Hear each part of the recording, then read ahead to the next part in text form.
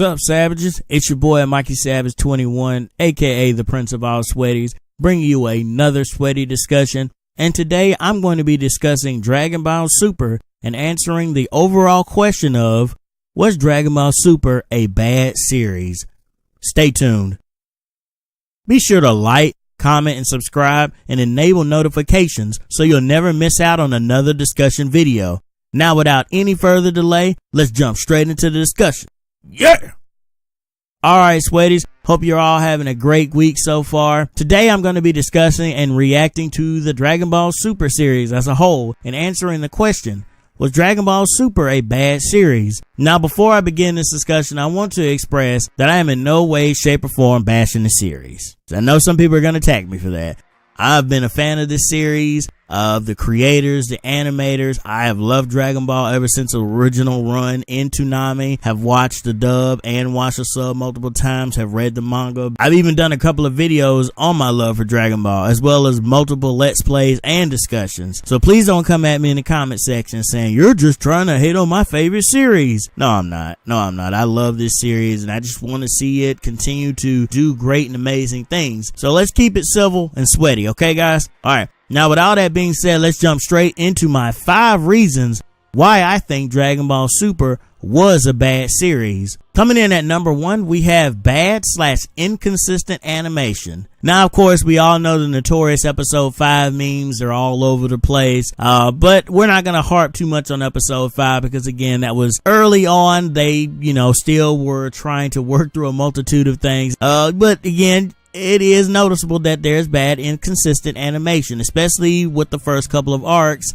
whether it be the Battle of Gods retelling or the Resurrection F retelling. And, it kind of fixed itself when it got to the Universal 6 versus 7 tournament. But again, most of the Golden Frieza arc, it didn't look so great. And then again, there was also a lot of recycled animation. And look, I know animators do this all the time. Some of my favorite animes love to recycle through animation, and normally that doesn't bother me. But it gets to a point where you get tired of seeing the same animation over and over again, especially when we got to towards the end with the Tournament of Power. You saw a lot of recycled animation. And again, when you're trying to have this series and have it live up to the prestige of Dragon Ball and Dragon Ball Z, as well as a multitude of other series as well, you can't have too much recycled animation or bad, inconsistent animation, because otherwise you're gonna lose people, because people to this day are still talking about episode 5. Even though it's been fixed, it's been remastered and everything and put on Blu-ray and whatnot, people are still talking about it. People are still talking about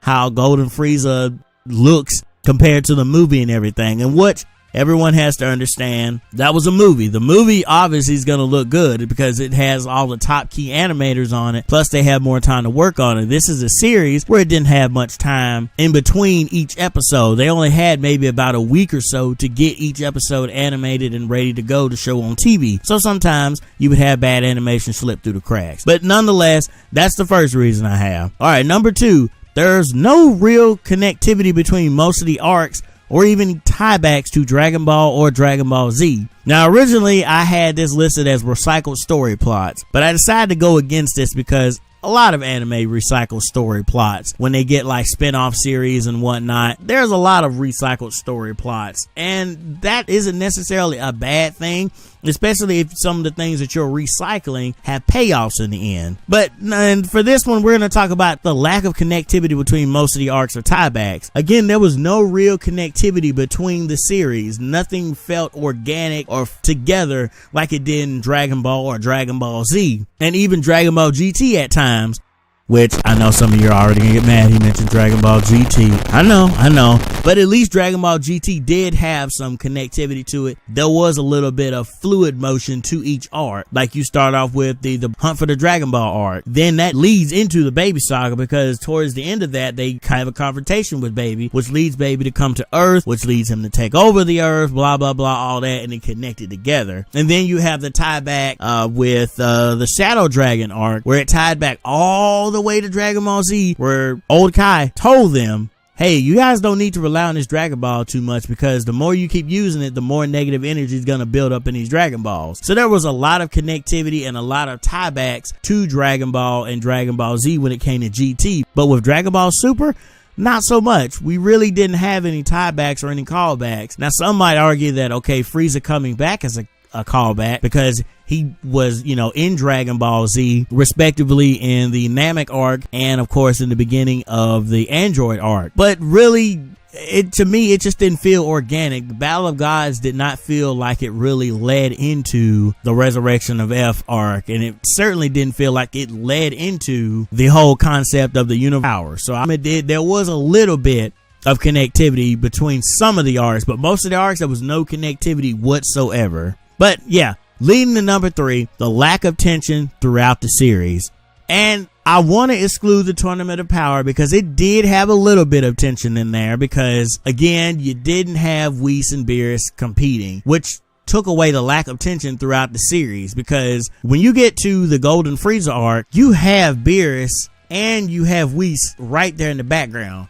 They could literally raffle stomp Frieza with the flick of their finger. Whis could probably bop him on his head and he's dead just that quick. So there was no tension. That was one of the problems and negatives I had with the Resurrection F movie, with Beerus and Whis being there and them even stating at one point, don't worry, as long as you stick close to me, you'll be fine. Well, that implies that as long as they're around, there's no tension. Now, of course, there was a little bit of tension when it came to the Trunks arc, the future Trunks arc, because again, you're in a desolate place where there is no Beerus, there is no Whis necessarily, because Whis is inert. But then again, you still have the looming shadow of the Omni King. They introduced the Omni King in the Universe 6 vs 7 tournament. So you have that popping up. So that also takes away a little bit from the tension, because you know Zeno could show up, especially when Goku got the biggest MacGuffin button ever, where all they had to do was just press a button and Zeno would appear. Because why wouldn't Zeno be there? Because they've set Zeno up to be this all-powerful being. So there was no lack of tension throughout the series. There were moments where there was tension, but if you think about it in the grand scheme of things, there was no tension throughout the series. As opposed to the original Dragon Ball and Dragon Ball Z, there was a lot of tension going on there, especially in Dragon Ball, especially when you got to the point where King Piccolo had wished for his youth to be restored and killed the dragon. That means that Krillin couldn't be wished back. That meant that Master Roshi couldn't be wished back. All these different characters that died, we didn't know whether or not they could be wished back or not. And then even calling back to Dragon Ball Z in certain moments where characters die, and it's like, oh, this character can't be wished back because they've already died. Even before they introduced the MacGuffin of the Namek Dragon Balls, there was still that bit of tension there, like, okay, we can't necessarily wish this character back, or if someone stronger comes and Goku isn't able to handle this threat, what are we gonna do? So again, to me, there was just a little bit of lack of tension throughout the series. All right, number 4, and this is going to be the one that I'm going to focus on the most, or the one that I really get passionate about and that I often debate with people about when I talk about the series as a whole, is the bad power scaling. To me, characters, they get significant power-ups in the series without any real explanation other than they trained off screen. Now, I could get into the whole manga aspect of Master Roshi fighting Jiren, but we're specifically just talking about the anime here. We're not talking about the manga today. But speaking of Roshi, you tell me, how is Roshi able to compete with Goku at this level? This isn't Goku from back in the Namek arc. This is Goku who has gone through training with Whis, has a knowledge of God Ki, can go Super Saiyan Blue. Yet you have the episode where he goes to recruit Tien, and Goku is sitting there fighting with him on par, and he just gives an offhanded comment saying that, oh, you must have been training while all this time. Okay, well, if that's true, why not let us see the training? That at some point, did he go into the room of spirit and time? No? Okay, well, what's going on then? Okay, you have characters like Krillin and 18 being able to fight to the point where they're able to fight on par with a blue Goku. And again, you can argue with the whole thing of Goku was suppressed. He was suppressed. Look, suppression still does not make sense in this context, because even with the character super heavily suppressed, depending on the power level, it still should not phase them. The fact that Goku was pushed to blue against a clash between him and Krillin in the form of a Kamehameha wave makes absolutely no sense. Why is Master Roshi now stronger than Tien when Tien proved that he was stronger than him back in Dragon Ball? That makes no absolute sense whatsoever. One of the things with Gohan is they teased and teased and teased that Gohan is so powerful, that Gohan is so powerful. All we did was see him train a few times with Piccolo, and now apparently he's able to fight on par with the blue Goku. Once again, people argue, well, Goku was suppressed. Still, that it does not make a lick of sense. Now, at least with Gohan, they let us see his training. And with Krillin, we got to go on a couple of slice of life training episodes with him. But characters like Master Roshi, we never got to see them train. And then, of course, there's the whole power scaling thing of Golden Frieza. Apparently, Golden Frieza was able to pound this guy, Togoma, over and over again, and that helped him reach a new level. That makes no sense whatsoever. Usually, when it comes to training and getting a power-up, you have to train with someone who is at least at your level or even stronger than you to get stronger, not with someone who is weaker than you. Now, they did a good explanation of why Togoma got stronger, because again, he's sitting there training with Frieza, who is way more powerful than he is, but that doesn't explain how Frieza was able to go to Golden. Now, they did a good job, I'll give them this, they did a good job of explaining how he was able to get to the Master Golden Frieza level by doing mental training through the form of meditation. I believe Geekdom and I think the guy's name is Kendamu had also did a video with Geekdom talking about the whole mental aspect of when it comes to fighting and whatnot. But to me, it still felt like that was bad power scaling all throughout the series. And look, Dragon Ball Z definitely had moments where there was bad power scaling, but not to this point. Once again, I don't want to harp on the human characters because I get what they're trying to do. They're trying to make these characters seem relevant again. They're trying to bring them back into the forefront, especially with the Tournament of Power. They wanted to give them the opportunity to shine again. And again, I haven't even talked about Android 17, how apparently him being alone on that island, he was able to be all the way up to blue level. I don't get it. I mean, again, they just say, oh, he was just training off screen.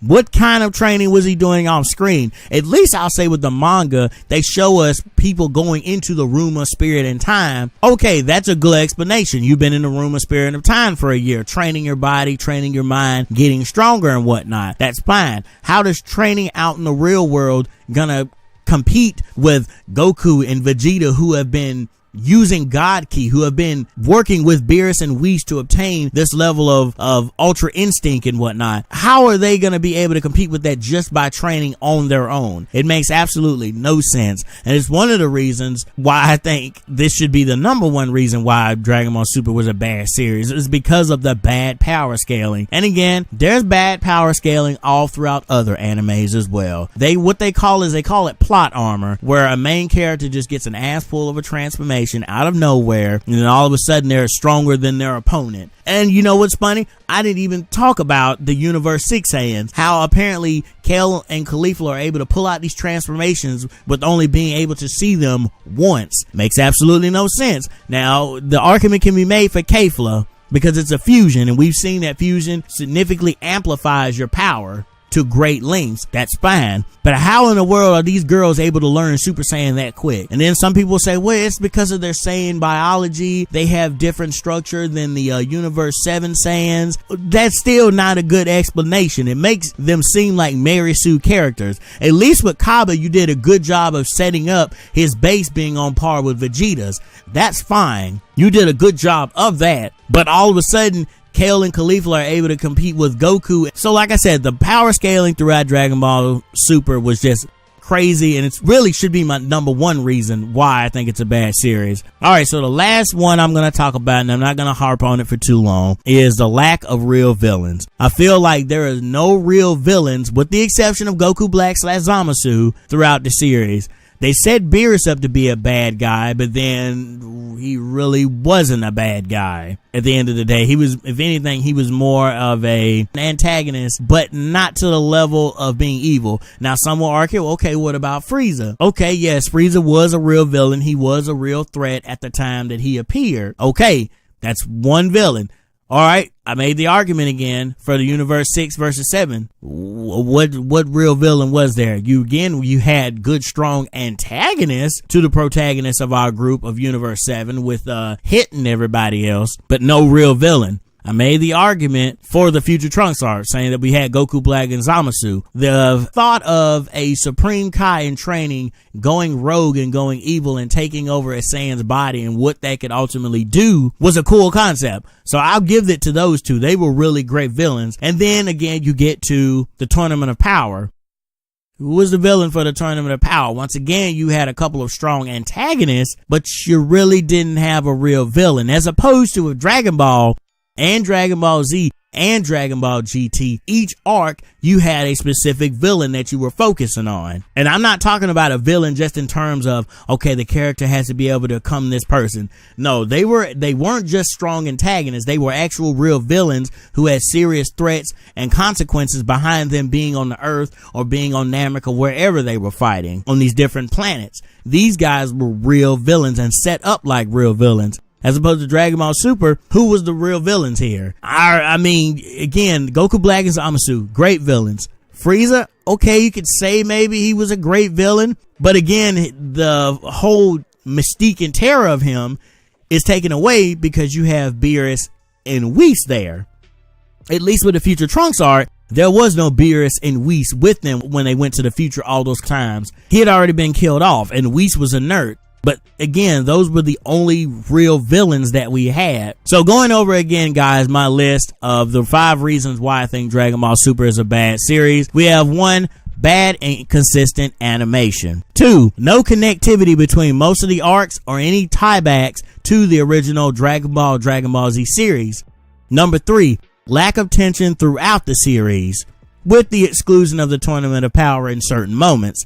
Number 4, bad power scaling. Again, characters get power-ups in the series and they are not given any real explanation other than they trained off screen. And of course, last but not least, number 5, the lack of real villains throughout the series. So with all that being said, was Dragon Ball Super a bad series? In my opinion, yes, it was. While I really did enjoy the things that it introduced, like God Key, the overall structure of the God hierarchy and how it works, the great slice of life episodes, the Return of Future Trunks, a multitude of cool fights, and a couple of great character moments as well sprinkled throughout the series, that doesn't make up for the lack of villains, bad power scaling, lack of tension, no connectivity, bad inconsistent animation. None of that makes up for it as a whole. And again, I'm very excited for the upcoming Dragon Ball Super movie with Broly being introduced. I'm excited for the possibility of the series to return to TV, and I do have very high hopes that the next Dragon Ball related series will be even more awesome than the original Dragon Ball or Dragon Ball Z. I have high hopes for the series, and I still love Dragon Ball Super. I still plan to read the manga. I still plan to get all the Blu-rays when they come out. I love the series, but at the same time, I can sit here as a fan and say, yeah, Dragon Ball Super wasn't the best series. Well, guys, you've heard my reasons as to why I think Dragon Ball Super was an overall bad series. But the discussion doesn't stop there. Let me know down in the comment section below what you think about Dragon Ball Super. Are you excited for the upcoming Dragon Ball Super movie? Would you like the series to return in some way next year? Post your thoughts down below and be sure to subscribe to my channel to hear more sweaty discussions like this. Again, guys, thank you so much for watching, and I hope you all have a wonderful day. And remember, as I said, guys, let's keep it civil and sweaty in the comment section below. Peace out, savages.